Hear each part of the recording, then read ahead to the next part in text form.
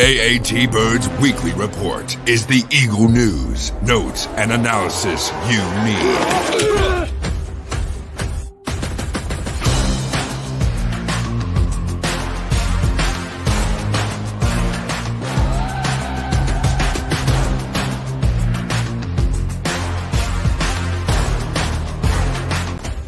Quick, he's going to go. What a give it to Smith, and they stop him again. Go back. He looks, fires for the end zone, intercepted, the 20, the 10, the 5, touchdown, Matt Ware, midfield, he's going to go, Deshaun Jackson. He steps up, he's hit, and falls forward, and he fumbles the football, and the Eagles have it, it's gone, and the Eagles win. It's all birds, all the time. And welcome to the AAT Birds Weekly Report. I myself, Johnny Ulecka, is joined as always by Chip at Chip for the Birds. And also pleased to have Ross Tucker, host of the Ross Tucker Football Podcast, who you can check out on social media at Ross Tucker NFL. And want to really thank you for coming on to join us, talk a little about the Eagles. I know you have a lot planned because Eagles preseason is coming up really, really, really soon. And, you know, you're going to be on there. So we can't wait to, you know, get everything, whether it's tuck spreads, whatever it is that you have going on. It's you and Scott Graham again, correct? It is, with Dave Spadaro on the sideline. Awesome. And we, we're recording this Wednesday night. Not exactly sure when you guys are posting it, but tomorrow I'll be down at NovaCare for the walkthrough and the production meetings with the players and coaches. And then Friday, driving down to Baltimore and kicking this thing off, I will broadcast at least one game, a lot of weekends, 2 games, every weekend from now until, I guess, the weekend before the Super Bowl. So time to get it going, Johnny and Chip. I'm fired up. Really looking forward to it. I love the preseason games. I think probably because I was an undrafted rookie free agent, which made the team in the preseason games. I have an affinity for them. I think it's like one of the best, real life stories out there. I mean, this is the real reality TV. Reality TV is fake. This is actual reality TV with guys' lives changing, maybe even based on play to play. So I'm fired up and great to be on with you guys. So Ross, I want to start off here. So former offensive lineman, I want to get into the Eagles right guard situation. So Mekhi Becton and Tyler Steen both were practicing today, and it looked like Mekhi Becton was getting more of the starting reps, the first team reps. What do you think of that competition between those two guys? And is it just those two guys? Because to me, that's what it kind of seems like. Who do you think is the one that's going to come away with that position with the right guard in the Philadelphia Eagles? Well, so what I think is really interesting about that is I'm curious to see the amount of reps that both of those guys get in these preseason games, right? Because it does not seem like it's solidified at this point. So I would think they would want to get those guys some reps to help have it sort out. But then do they just get the reps themselves, or do they get the reps next to Juergens and Lane Johnson? There's a lot that the Eagles have to figure out in that regard, because I do believe continuity and chemistry matter. And the more reps you get next to the guy, with the guys next to you, there's a lot of value to that. It felt like last year in camp, they decided pretty early on it was going to be Cam Juergens at right guard. That was like after 3 days, it was pretty clear it was going to be Cam Juergens. That doesn't feel like where they're at right now with it. It feels like it's still up for grabs. And what I think is interesting there is, Steen got hurt, like the 3rd day? And he was out for 4 or 5 practices. So he hasn't really, I don't think, had a great opportunity to show what he can do. Now, I guess they saw a lot of him last year. So they know how they feel about him from last year, and they know how they feel about him from OTAs. And so maybe that's part of the reason why, it seems like Becton is the guy getting the reps with the ones right now based on the reports from camp. And kind of add one more name to that. I mean, I've heard rumblings and seen some things that Trevor Keegan, rookie out of Michigan, is also getting some looks at that. Is that more because of Steen being out, or is that because Keegan, having played for Michigan, has already been in big programs, big games, and is already kind of showing that he's ready to go as a rookie? Well, I know he'd been getting some reps at left. I hadn't heard or seen him getting reps at right. You may be right. The day I was there, interestingly, Keegan was filling in at times for Landon Dickerson at left guard with the ones, and Brett Toth was getting the reps at right guard with the ones, which I thought was interesting. Now, that was the day Becton was sick. So Becton was out there, but he wasn't able to participate. So, I would think it's between Becton and Steen, but I would also think, Chip, to your point, that Keegan will probably play a lot in the preseason, right? So if he looks awesome in the preseason, I don't know that they would put it past him to give him a chance. Now, I've only ever seen him play left, including at Michigan, and that's more of an adjustment than people realize to flip to the other side. Yeah, and make a great point. We had Trey Thomas on multiple times, and he's talked about that when I think this was years ago, talking about a transition going from a left tackle to right tackle. That's when we were talking when the Eagles had Andre Dillard talking about that. But that is something that is not as easy as people think it is. It isn't as interchangeable as people want to believe that it is. But I want to talk about. Can I give you guys a quick Trey Thomas story? Go ahead. Always. Yeah, I'm all for stories. 1998, my sophomore year at Princeton, they run some special where you can take a bus to the Eagles Thursday night game. I want to say against the St. Louis Rams in 98. So I'm a sophomore, and I'm from Reading, and my buddy from Cardinal O'Hara in Philly, Brian Wilson, we're like, we should go. We both like the Eagles. It was a free ticket, free bus ride, right from campus to the game and back. So we get there, and I'm fired up. I don't know, probably had a few beers on the bus, and I go right down at the vet, right to the front row, where those guys are, where the offensive line's warming up in the end zone. And I don't know why I was saying this, but I was fired up that the Eagles had drafted Trey Thomas. He was only a rookie. I think it was early in the year, but I am screaming at him, "Nobody respects you, Trey.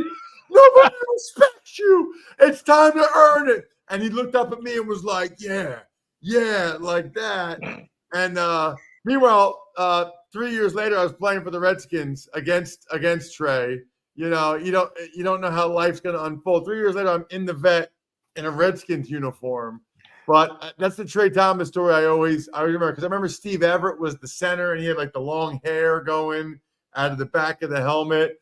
That was like last year. For a while, they did the Thursday games. So anyway, that was when I was a Trey Thomas fan before I turned into a Trey Thomas opponent, I guess. So you bring up Steve Everett. I brought him up last week because it's 2 weeks in a row, Johnny. Yeah. I had to, because apparently he's wearing number 61. Now, Nick Gates, I believe he has long hair. He has that body. He's like a Steve Everett. No, they look the same. See? I told you, Chip. That is so funny, because I was at practice Sunday. Gates was there. They're both 61. They both got the long hair. That is funny. Man, Steve Everett, Eagles legend, brought up back-to-back episodes. Which is exactly Birds all the time. I love it. Which is exactly 2 more times than he's been brought up in the history of the program. So, Ross, I want to get into what you talked about today. You posted on your Ross report talking about the Eagles wide receivers and the wide receiver 3 competition. And I had posted a few names there, 4 names. So talking Johnny Wilson is the big talk right now. Johnny Wilson, we have Paris Campbell, who they signed. We have John Ross trying to make a comeback here. And then you have Britton Covey. What do you think about that situation? Now, my question is this: is it really good to have these 4 guys, and you have guys that are basically interchangeable? They all do a little bit different. The size difference, big time, between like a Britton Covey and a John Ross. And when you look at a Johnny Wilson, who is a massive wide receiver, do you think that could bode dividends for a Kellen Moore offense to have these differences of receivers? So I was trying to think about this today. Has anybody done this before? Has anybody done that we can think of successfully, sort of like a wide receiver 3 by committee, which Sirianni referenced that 4 or 5 days ago? I'm really intrigued by the idea. I'll give you a couple of reasons why. You can move around A.J. Brown, Devontae Smith. Yeah. So I wouldn't want the third wide receiver to just be a Britton Covey slot guy, or the third receiver to just be, and I'm not saying Johnny Wilson can't play inside, but let's just say Johnny Wilson, a third receiver outside guy. I like the idea of Devontae and A.J. Brown, Kellen Moore moving them around a lot. And if you have different number 3 receivers, then that gives you the opportunity to move those guys around. And then even if you use more than one in the slot, okay, pretend you're a nickel corner, and one play you're going against Britton Covey with the, super quick. Then the next play, it's Paris Campbell or maybe John Ross, I don't know, and they're trying to blow by you. Then you have to cover Johnny Wilson. I mean, one person's going to have a tough time having the combo of both being able to handle Covey's quicks and Wilson's size. I mean, good luck. How many people can do that? It's not many. So I kind of like, what are teams going to do? Are teams going to match personnel, or are they going to just say good luck to their nickelback, right? In that situation, it's a very, very interesting situation. Yeah, I think it's very much like we're almost very rich at the position, and we can kind of pick your poison. One of the questions that I have been kind of asking continuously is about the tight end room, where I do not feel the Eagles are as confident.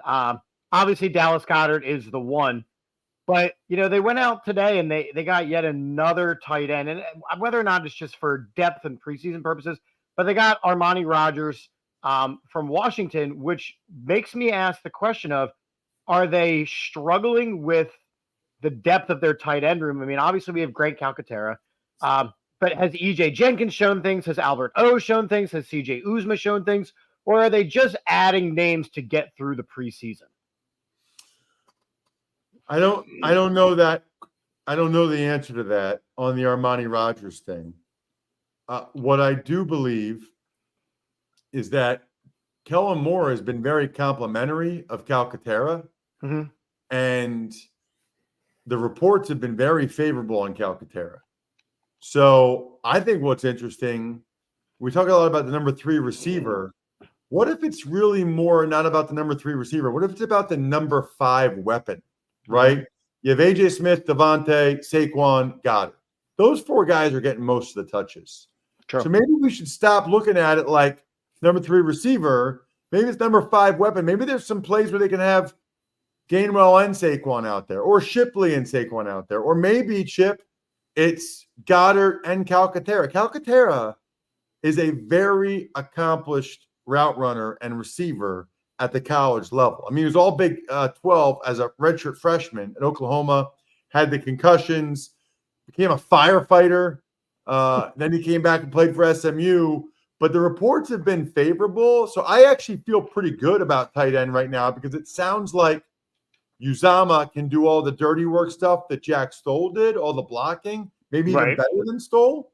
And then Calcaterra seems like he's improved from the last couple of years. And he's finally healthy, knock on wood, through camp so far.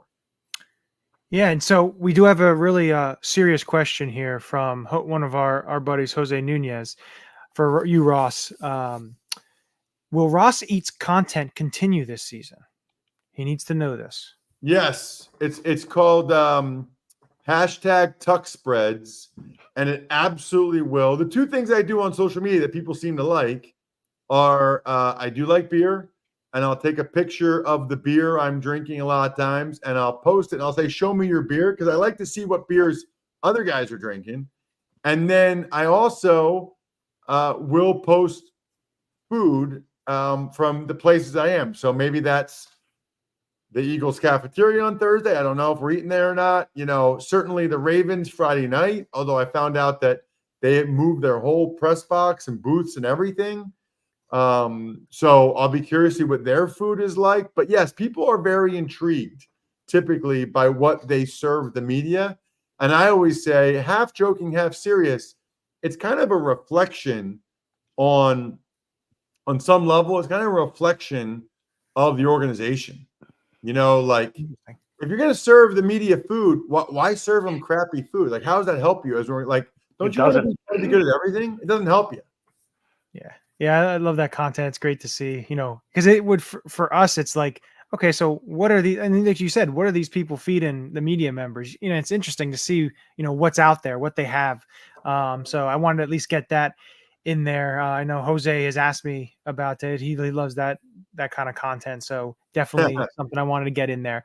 The last question I want to give you before we kind of wrap it up here is I want to talk about the situation, because to me, I think it kind of involves the Eagles too. When you look at a team like the San Francisco 49ers and Brandon Ayuk, and he's their number 2 receiver. He wants a big contract, but now there's all this talk about potentially being dealt because they can't really afford it. And I've seen a lot of people say, you have a quarterback in Brock Purdy that's going to be up for an extension. They're paying Javon Hargrave a lot of money. And then you look at the other side and you look at the Philadelphia Eagles. Yeah, Javon Hargrave left them. Yeah, Hassan Reddick, unfortunately, was traded to the New York Jets, which he still hasn't reported there. But that's nothing the Eagles have to worry about now. But they were able to sign their guys, whether it was Devontae and whether it was AJ. And the big thing is when you look at Devontae, who is wide receiver 2, not that he is that on other teams, but you look at what he said about his money. Like, he doesn't care. He doesn't need to have $30 million a year. He doesn't need to be a top guy and he made it basically super clear, because I know Joe Banner had talked about his agent and saying, oh, he should have asked for more money. He should have got more money, his agent. And Devontae was just like, I love it here. It's, the money is good. And that's what it's about. So to me, it's what a team is going to be getting in Brandon Ayuk, having to pay him all this money. And you alluded to it, Ross. You posted a video talking about this and how the Patriots have kind of dodged a bullet if he doesn't want to play for them. And I guess there's rumors that he was offered $32 million a year by the Patriots. What do you think entails of the way Howie Roseman builds a team to the way that the 49ers are having to deal with Brandon Ayuk's situation? Well, I'll say this. Every guy's situation is different. But if the Niners had gone to Ayuk earlier and had gotten this done earlier, they wouldn't be in this situation. What Howie does is he does it early while they still have other years left on their deal. So you're able to spread it out over even further time, right? Yeah. So even though Devontae or whatever, let's say he signed a 4-year deal, still had 2 years left. So you're really spreading that money out over 6 years, which helps tremendously from a salary cap standpoint. The Niners evidently felt like they needed to see more, and now they're in this situation. Although, as I said on social media, at Ross Tucker NFL, Brandon Ayuk's trying to have his cake and eat it too now, right? Like, the Patriots are willing to give him the money he wants, but he doesn't want to go there. He wants to go somewhere else. Okay, well, I guess he can end up taking less money to either stay in San Francisco or go to Pittsburgh or somewhere else. I'll be curious. Patriots reportedly offered him $32 million a year. You never know the structure. But I'll be curious to see what his average per year ends up being, because it seems pretty clear that he wants to go to a couple of teams or a team or two, but he also wants the full money. We'll see if any team actually does that. The hit rate on first-round pick wide receivers has been pretty high the last 5 years. Yeah. There's a lot of really good ones coming into the league. I guess I feel like I'd rather draft one like Malik Neighbors and pay him $7 million a year for 4 years, as opposed to, paying Ayuk more than 4 times that and giving up draft picks for the right to pay him more than 4 times that. Yeah. And I think you make a great point too, because you look at a team in the Eagles division and the Dallas Cowboys. They waited it out, and now they're in a time crunch now with a quarterback in Dak Prescott needing an extension, And you look at a player like CeeDee Lamb that's going to be getting an extension after the season that he had. And, they're going to have to pay top dollar for both of those guys. Plus, Micah Parsons is coming due very shortly as well. So there's a lot of decisions. It's not a bad thing. But I just wanted to bring that up to you, talking about the Ayuk situation, because I know you posted about it. So it's definitely something that I wanted to I just want to add in real quick with the Ayuk situation, Ross. I kind of wanted to ask because it wasn't so long ago that Ayuk was kind of in the doghouse over in San Francisco. So is it a situation where now San Francisco is a competitor every year because they have Brock Purdy, who's kind of managing some really star players in Deebo Samuel and Christian McCaffrey and George Kittle, and they've got some players. Is Ayuk kind of over betting on his own worth to the organization? Yeah, I think so. Yeah, I think that's fair. But it's hard to tell. It's hard to think that way when you're him and you're 25 and you just had back-to-back good years, including a really big year. I think he thought the Niners need me to try to win the Super Bowl. They'll pay me. And the Niners are thinking, you know what? We can't pay everybody.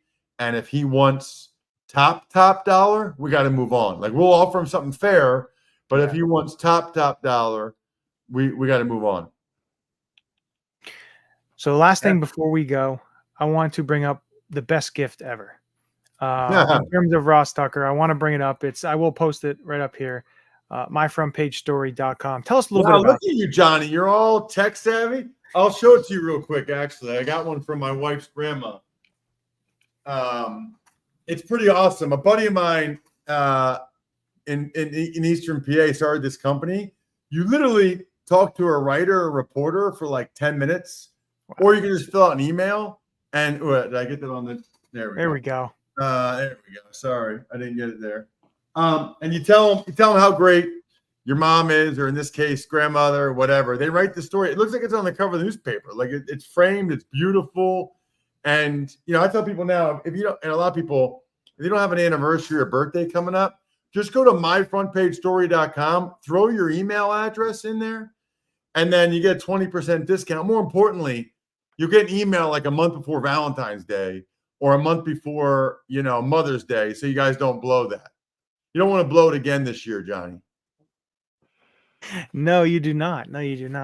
I want to thank you so much, Ross, for joining us. And we can't wait to see you on the Eagles preseason match, the games with Scott Graham and Dave Spadaro, and doing everything great that you guys do. Can't wait for it. Love the preseason, so definitely be checking it out. It's going to be awesome. Can't wait. Thank you guys for having me on the show. Keep up the great work with social and all the posts and stuff. And yeah, man, let's get this thing going. I'm looking forward to it. You guys know I live for this. I love it. So this is just who I am and how I am. People think it like people watching, they're like, there's no way he's really like this. Ask any of my friends, ask my family. This is how I am all the time.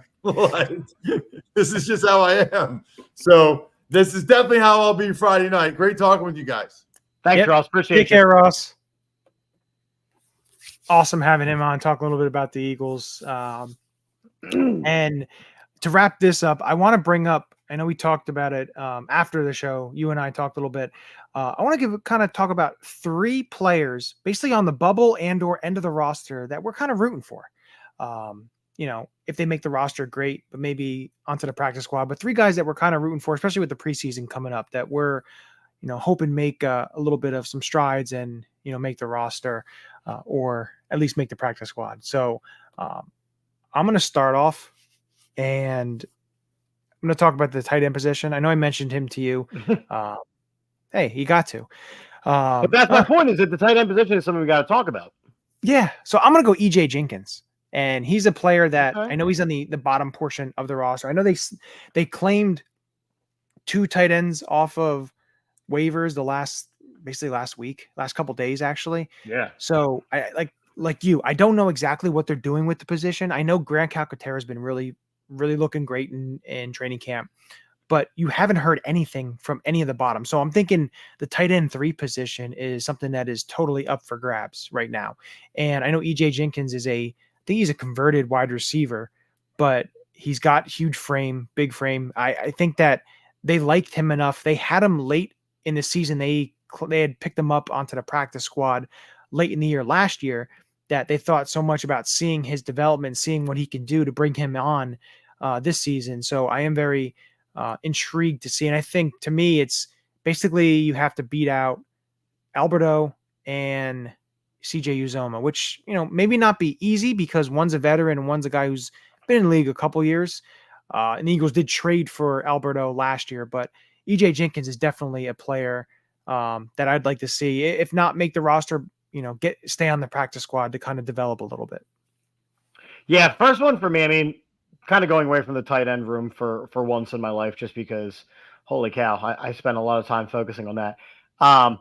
Obviously, the Eagles are starting to pay a little more attention to the wide receiver room. And as we mentioned, they may have quite a lot of weapons in there, but one name that I haven't heard a lot of this preseason is Joseph Ngata. Yeah, you haven't really heard much of him at all. I haven't heard anything, which, I mean, if you remember, we were all kind of very excited because of his size, because of his ability. I mean, we thought that he was going to be something. So I think for him to make the team, he's going to have to absolutely go out on special teams. Yeah, I can't either. Matt, we talked about that. Somehow it happened. I'll keep bringing him up every week. I mean, we'll figure out a way we'll do that. That'll be like a code word for something.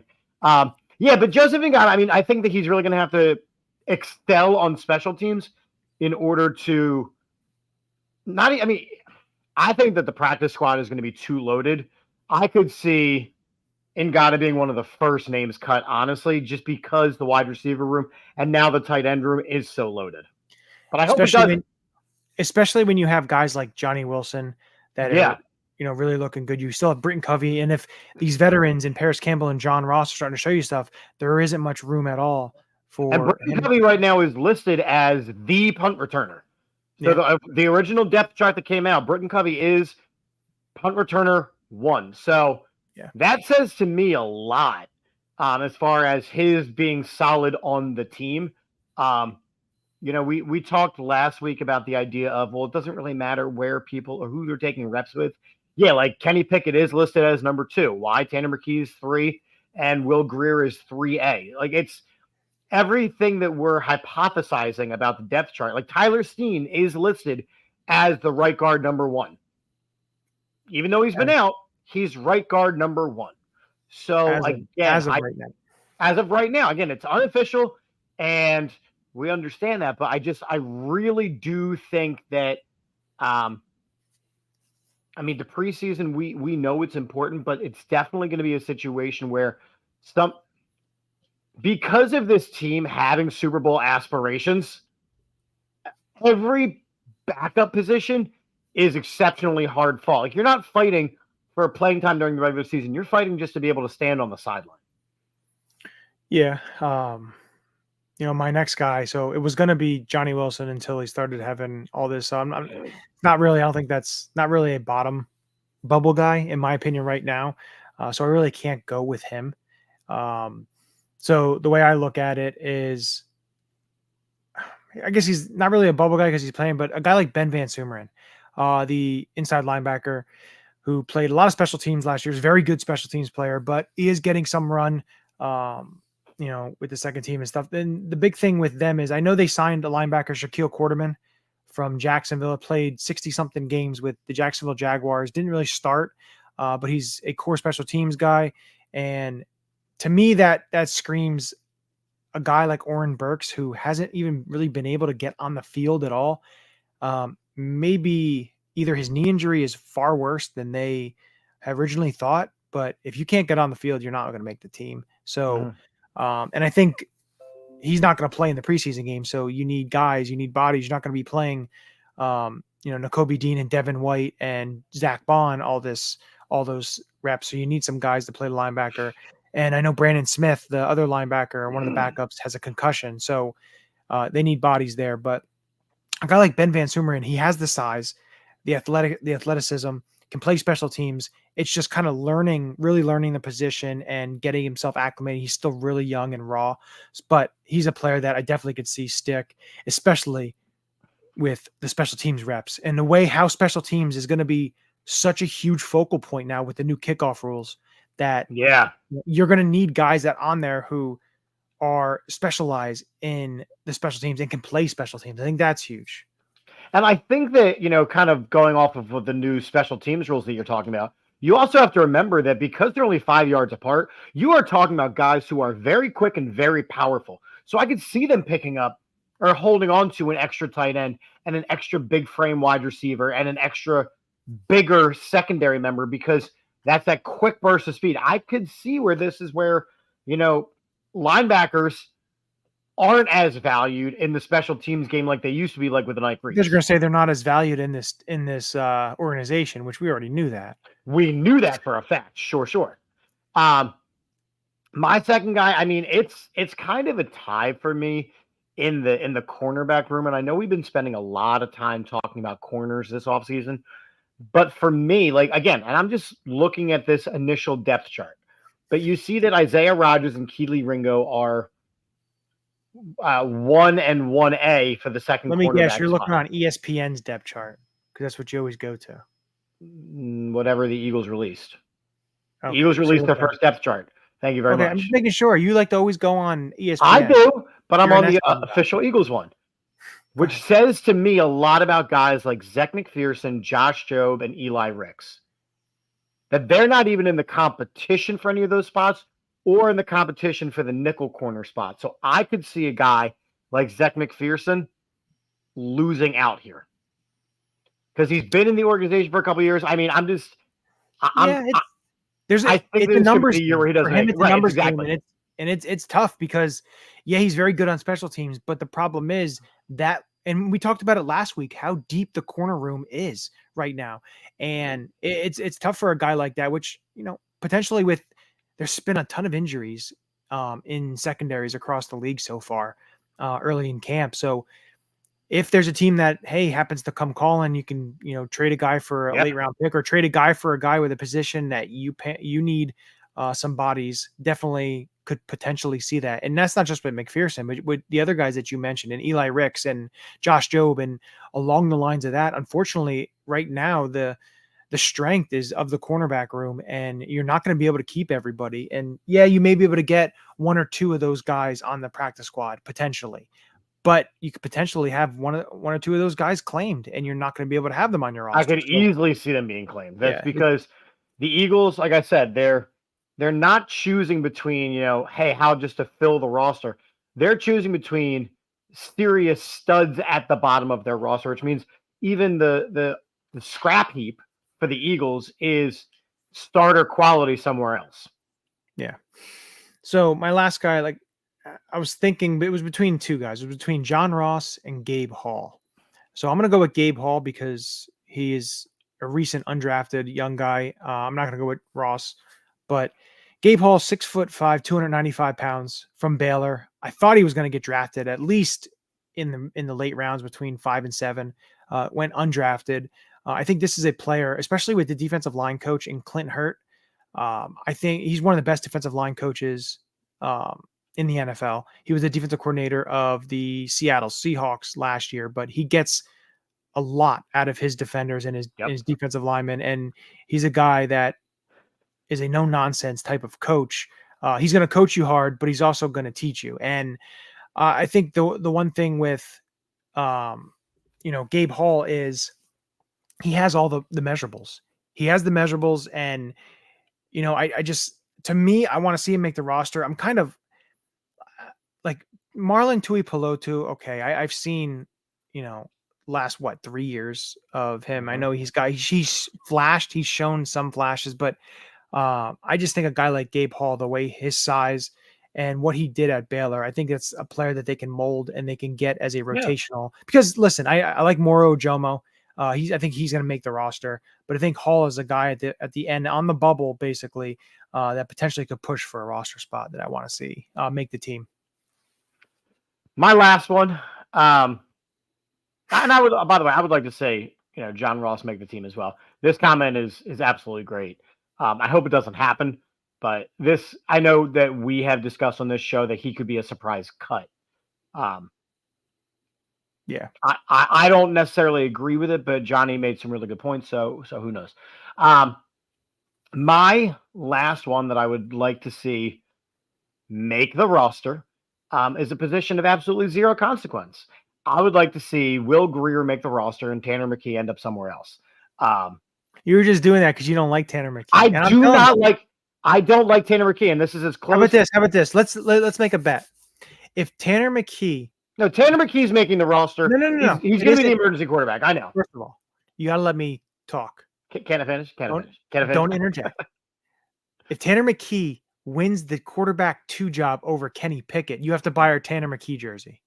Oh, God. Where do they even sell such horrors? Now, you can find them. I will find one for you. Don't you worry about that. Can we have a deal there? You know it's not going to happen. It's definitely not going to happen. But it's fun to. But sure, I will. Oh my God, that's an awful deal. But yeah, I know that maybe the organization's higher up on him than I am, and that's all that really matters. But I do not think highly of Tanner McKee. Now, when you look at the entire quarterback room, I just simply say if it's not Jalen Hurts, we're toast. That's really honestly, if you think about it, that's with any quarterback room in the NFL. Yeah, you have a quarterback room with a franchise quarterback. Yeah, okay. No, I get that, but if you have to put your backup in, unless he's Nick Foles, circa 2017 or like I look at like the playoffs, and I look at like the Bears. The Bears right now with Caleb Williams, yeah, okay, but they've got a couple guys who could do equally the same job with the weapons that Caleb Williams is being presented. You look at the Falcons. We don't know what Michael Penix has, but Kirk Cousins is hit or miss. I mean, there's definitely teams that could still survive with their backup quarterbacks. The Eagles just are not one of them. They are built to be Jalen Hurts' team. Yeah, well, we'll see. Of course, you had certain teams that did wind up going far and, winning with your back quarterback. But I think there was other factors when it comes into certain ones that were replaced and, can it happen? Absolutely. But if you really look at the percentages to teams that lose their starting quarterback and the backup comes in, you have a handful of ones where a Kurt Warner replacing Trent Green, a Jeff Hostetler replacing Tom Brady replacing Drew Bledsoe. Tom Brady replacing Drew Bledsoe. You have Trent Dilfer replacing Tony Banks. It happens. But it is a small sample size to when basically every year, what do you have? About 15 to 20 quarterbacks being hurt. Not saying they missed the season, but missed big chunks of time. And, usually the percentages are high that you don't really go anywhere. So, yeah, you can't lose your quarterback. Is it nice to have good backups? Oh, absolutely. It's great to have good backups. But I want to bring up one last thing before we, go our separate ways. And it's the drama of the media. Again, another report comes out. It's 30 days until the season starts, basically just a little bit less than a month until the season kicks off. And boom, let's put a report out there, ESPN, they put it out. Tim McManus puts out about the beef, the drama between Jalen and Nick Sirianni. Again. And how Jalen Hurts contacted Wink Martindale to say, hey, what was going wrong with the Eagles? But I look at it this way. Him contacting Wink Martindale, I think that shows you a player that wants to learn. And how did you figure out? What steps did you go? What were we doing? It's someone who wants to learn. And, that's what leaders do. That's what guys who want to get better at the position that they're playing. They want to take it from the opponent to how you studied me. What did you see to make you see that you could? And Wink even talked about it, that they went away from the run.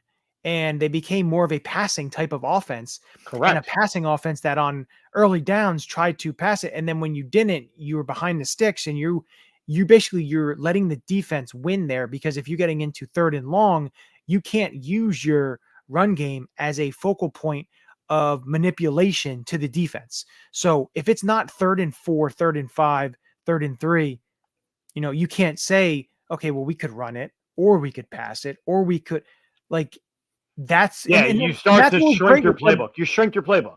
Yeah, and that's what was great in 2017 when you watched the Eagles and Doug Peterson and what they did. It was, let's always move forward. Always gain yards, because when you come to 3rd down, if it's 3rd and short, more than likely or not, you were going to get it. And with Doug, and sometimes too with Nick does it as well, is you get up to 4th and 1 or 4th and inches, you're going for it and you're getting it. Do you see the Eagles continuing the tush push brotherly shove success? I think they'll be successful with it. Will they continue to use it as much now that it's no longer Jason Kelce? It's going to be interesting to see how they use it. That is something I'm interested to see how they deploy that. And do they say, you know what, maybe we won't go too much with that. Maybe we'll give it to Saquon. Maybe we'll try something else. Well, that's the thing. So because now, if before it was, if Jason Kelce got hurt, Cam Jurgens would take over. Yeah. Now, if Cam Jurgens gets hurt, what are we doing? Well, now you have Nick Gates, a.k.a. Steve Everett 2.0. I hate you. I hope he makes the roster. I really do. I hope he's the backup center. I just do. I know you do. I know you do. But no, it's just funny how they bring it up. And Nick had a talking to the media today about accountability and how he wasn't accountable. And in the first training camp, when the first meeting was talking about that and his faults and stuff like that. And I thought that was great to be able to bring that up, because no one is above it. Yeah, exactly. And then Jalen, they talked about they brought that up to him about the article that came out, and he even said there's he talked about, and then he's like, oh, well, who put it out? Who wrote it? And then McManus goes, I wrote it. So, he's calling it out, saying, you have stuff that went on, you have rumors, and, it's all it is. It's rumors, hearsay. But my biggest question is this, and I know Dan Orlovsky put out a tweet talking about how it's happened in 2 different franchise quarterbacks. Carson Wentz, Doug Peterson thing, and now Jalen, Nick Sirianni. And it's the same thing. To me, it's like, is it the media trying to spin something small? Yes. Something bigger? Because it's the same thing that used to happen with Andy Reid and McNabb. Yeah. It seems like it's just the trickle-down effect of, we need a story. Well, what do we do? Quarterback and coach. Yeah, was there some friction? When you lose the way you lost last year, the end of that season, the way it ended, you're not going to be all happy-go-lucky. Oh, this is great. This is awesome. No. I'd be very upset if you were. And mad. You're going to be pointing fingers, because no matter what it is, whatever work environment or workplace that you work in, if there's friction, if there's stuff that's going on that isn't like usual and stuff that isn't as out of the norm, there's going to be finger pointing between people. It's just, it's the way human nature is. When, push comes to shove, unfortunately, that happens. And they both know, they talked about it. And it's funny, because I also thought what was pretty funny was, I think it was yesterday, Nick and Jalen went off in a golf cart together, and Big Don's on the back of it. And he goes right in front of the media, right in front of all the media members, so they can get their pictures and their video cameras on it. But I don't know. I just think this is something, unfortunately, it's just going to have to keep getting brought up. And, I really don't know how much, thinking about it now, we blame Carson Wentz a lot for what he did and everything. How much of it was truth? How much was a little bit of a fabrication to make it seem a lot worse than it really was? I mean, all I will say is this, and I'm not trying to, bash Carson Wentz. We've moved on to a healthier new relationship. All I will say is he has been unsuccessful at multiple other franchises as well. Yeah, I get that. And typically that kind of stuff, it starts to show up after a while in pattern forms. And in this situation, it seems that Carson, I don't want to say is the problem, but he is a problem. Yeah. Yeah, I can agree with you a little bit on that, but it's just an interesting aspect that I was thinking about when this all came out this morning. And then, of course, looking at Orlovsky's tweet, talking about it, then really, really thinking about it. But hey, we're on to the Eagles preseason's Friday. Thank God we can actually talk about football. Yeah. But next week, I think that you and I, we're going to do a little bit since the first preseason game will be done. I think we may do a little bit. I may put together a 53-man roster and then have you break down on what you like, what you don't like, what's kind of intriguing, what's baffling, all that good stuff. I think that'll be a nice show to talk a little bit of some roster, especially if they're seeing the first preseason game. And then, of course, these training camp practices that are going to keep going on, and who's hurt, who's not, who's playing. I also think a good stock up, stock down report would be a good idea too. Yeah, we could definitely do that. Especially because we just talked about a bunch of players we want to see. Yeah. We could do anything. The floor is open for us, but because it's football now. Because it's football now. Because it's football now. Because it's football now. The last thing I want to bring up, and it is something that we will be posting about on Friday morning.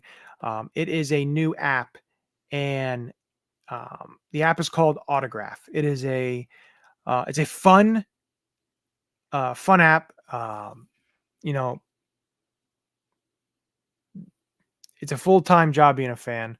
So Autograph does the heavy lifting for you. Tickets, big matchups, breaking news. It's all in one. And you can get all your teams, whether it's Eagles, whether it's Sixers, Phillies, if you like other teams in any other sports. It isn't catered just to football, but it's catered to all sports. And you get all your news, podcasts, articles. There's game prediction. There's all different stuff. And the more you read and listen to any of the podcasts that are on there and read the articles, you get coins and tokens, which then you can go in and enter yourself into different contests to be able to win tickets and all fun stuff like that. So definitely check it out. It's you can get it at Google if you have Android and or Apple. It's autograph.io and just type in the AATBirds as the referral code, and it helps us, but definitely something you want to look at. I have it on my phone. It's awesome. I got it. It's so much better than some of the other apps that you see that try to do this. It isn't like as jumbled up, anything like that. It has some really good features, really awesome features. And also, if you want, you can listen to All About the Birds, because our podcast is on there, as many other Eagles podcasts or whatever teams that you follow. Content and podcasts are on there. So definitely check it out. Make sure you use AATBirds as the referral code, and you won't be disappointed. I think that ends it here. That was really professional, Johnny. I'm proud of you. It's almost as good as your old Manscaped readings. Oh God, those come up every now and then, just through my realm of the internet never forgetting. And oh, good Lord. Yeah, we don't have to worry about those. So. Yeah. So also, if you are watching the live stream, on the bottom there, it says feed your fandom. If you scan that link, that will also bring you to the app, and you can get that downloaded. But with that, I think that ends it. And you know how we end it, Chip. Go Birds. Go Birds. This is Matt Ware. Hey, for all the Eagle content you need, go follow All About the Birds. They do a damn thing. Check them out. Hey, Eagles fans, I may be in Tampa, but I know where to find the best Eagles content out there. Check out my friends at All About the Birds. Philadelphia, what's up? This your boy Freddie Mitchell, a.k.a. Fred X. It's all about the bird. All birds all the time. All birds all the time. All About the Birds provides you with weekly analysis, game recaps, informative interviews, and it's all birds all the time.